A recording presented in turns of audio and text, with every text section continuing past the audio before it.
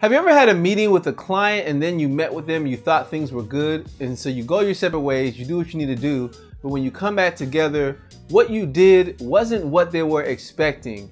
That's what we're going to cover today in this episode of Freelance Jumpstart TV.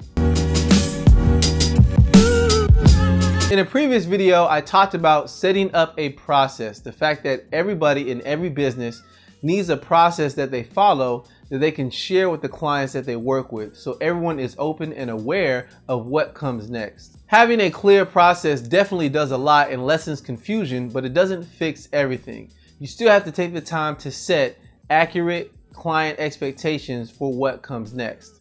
I know me personally, I've come to a meeting, we've had a successful meeting, and I was taking notes and listening to what the client was saying. So I was like, okay, I know exactly what they want, exactly what they need. We go our separate ways. I do what I need to do. I work. I put in hours of work. I put in effort. I come back to the client, show them something, update them on something, talk to them again, and it wasn't what they expected. So somewhere along the way, what they said and what I heard, there were two different things, and there's just not that synergy there.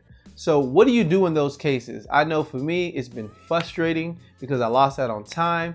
Not only that, but I thought I interpreted what they said correctly. So what do you do? To more accurately set client expectations, there's a couple of things you can do. One is make sure there is clear and accurate communication. And the other is to make sure you write everything down, and whatever it is you write down, you share with both parties so everybody is aware of what was understood. When I say clear communication, the biggest thing you can do literally is to listen fully to the client. The client may be talking, and I know I've done this in the past, they're stating what they want to do, but I'm thinking in my mind what is really better or what is the best thing. But first off, take the time to sit back and listen to what they are saying. More than likely, there are certain questions and there's certain principles that they would like to be answered. So whatever your solution you're bringing to solve their business problem, they're looking for certain answers.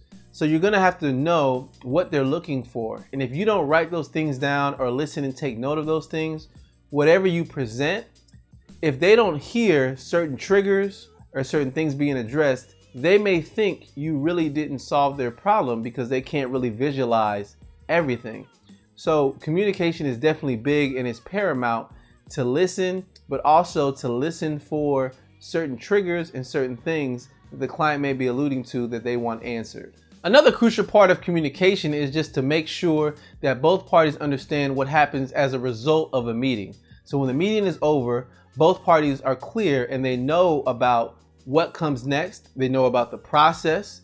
They know about what the deliverables are, but they also know what responsibilities are dependent upon one another. For example, if I'm doing a web design that includes a blog and the person wants to launch their blog, I can't really fully launch it until they give me the content for it. Unless we had an agreement that said I'm writing the blog, then I can understand. But more than likely, they're the ones who's writing and I'm designing. So I'm dependent upon them to launch that part. That's just an example, but make sure both parties are aware of all those things. The second half of setting client expectations is really just to make sure you write everything down. Don't rely on your memory to be like a computer storage. I know I take pride in my memory. I try to remember everything, but the fact is I can't and I don't. Sometimes I forget things. So write things down, no matter if you're in the meeting, if it's a phone call, if it's a Skype call, no matter what it is. But when you have a meeting, make sure to take notes and write everything down. But don't stop there. When you write things down, also make sure you share those notes with the client so that they see what you wrote down and they can understand and agree with everything that you wrote down. Another reason this is helpful is the client may not remember everything themselves. So if you have a central place to where you can always go back and point to, everybody's clear on what they're doing. Now, if the client wants to introduce something new, now you have a reference to say, okay, that wasn't a misinterpretation. You're literally bringing in new ideas, and we can talk about that separately. But you always want to have a central place for all the notes just to make sure you're on the same page. One of the things that I started doing recently is making a web page that acts somewhat as a change log. And what I mean by change log is any work that I do or anything that's been done or anything that we said, I put it in a central place and they can get to it. Now in my case, it's a hidden link, but you can simply use a Google Doc for this. It can be a Google Doc or a Google spreadsheet. and you literally can write, you know, this is where we're at on this date, this is what we talked about, and you have a summary. And every time you have a new entry, you put the date, time, and an update on what you talked about. So you can share that with the client and email that to them, and anytime they want to know an update, they can click that link and they can read along on where the process is. That's just another step to get clear on communication. And if there's something that's misinterpreted, they can literally see it and, you know, make a comment or email you or talk to you about it. But that's just one way really to set clear expectations, make sure everybody's on the same page and there's no confusion. Those are the two big things, making sure that communication is clear, but also to write things down just so everybody's on the same page.